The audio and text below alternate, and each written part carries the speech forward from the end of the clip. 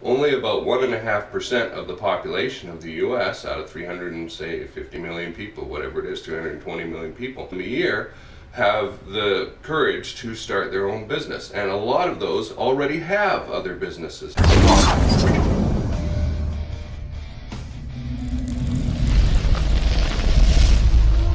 This is Jason Kanigan, president of Sales on Fire. I haven't been able to make a video in a few days because I've been pretty ill, which just came out of the blue, and you can probably hear it in my voice. All the sinuses are messed up, and I have achieved nothing in the last few days. And it's been really weird not to have been able to make a video, which has become a habit because I've made like over 40 of these, and so that means that it's been over 30 days and therefore developed into a habit. And so I've been wanting to make videos, and I've been wanting to make this video. I've had the blog post open on a tab on my computer screen for a few days, like I said now. And this is going to be about the topic of uncertainty. And if you're going to start your own business, then you had better get used to the idea of uncertainty. Uncertainty just impacted my life with this cold here, right?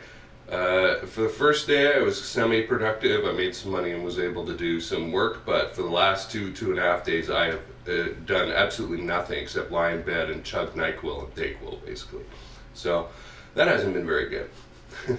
So the topic of uncertainty is an interesting one because if you look into the statistics of it, you will find that most Americans, according to the numbers that we can get, are not suited to uncertainty, lives of financial uncertainty, and that's why they head towards jobs. Now, I can't say yet whether this is because they're pre-programmed that way starting out by their parents and other well-meaning loved ones who feed them with baloney information at the beginning of their lives, which they then accept as fact and become limiting beliefs, or whether human beings are just set up that way.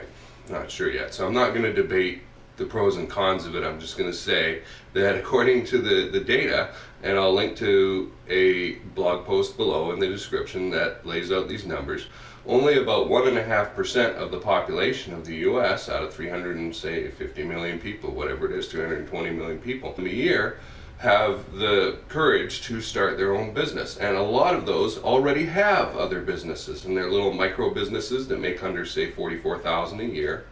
Gives you an interesting insight into the small business mindset of creating multiple streams of income, doesn't it? And these same business owners are creating these little businesses over and over and over again. That's what the majority of them are doing.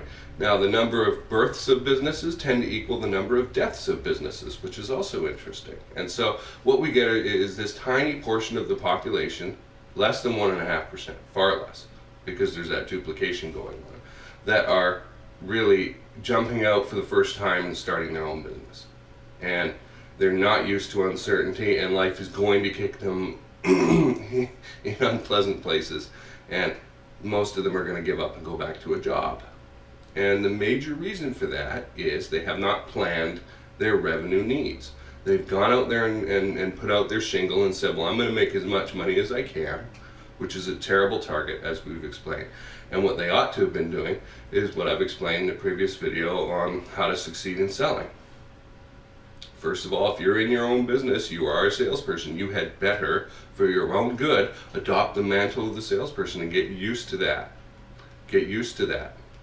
Because you are a salesperson now. If you don't like it, if you can't get past some limiting belief you have about sleaziness of salespeople and that, get some help or get out. Because you'll be out sooner or later. You will. If you can't get over this idea of selling. And plan your revenue. Plan for it. People say, well, how can I possibly plan for my revenue? You set targets, and then they back out to activity levels that you need to do on a daily basis in order to achieve that revenue. And you go do those activities, whether you like it or not. And that is the biggest problem that I see with people in business. They don't want to do something, and so they don't do it. Unfortunately, it's a necessary thing for them to make revenue. They're revenue-producing activities, these things are. So they waste their time on stupid things that don't matter, like playing around with their website copy, when they should be out getting conversations with live prospects. And their business just doesn't work. So if you need a plan, go look for that video. I'll link to that in the description below as well, hopefully, if I remember. This cold. If I don't, somebody leave a comment and I will get right on it.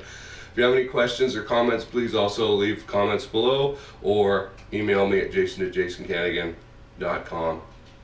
This has been a quick talk about uncertainty in business and how most people are totally unsuited to it, and also what you can do to limit the uncertainty of your business.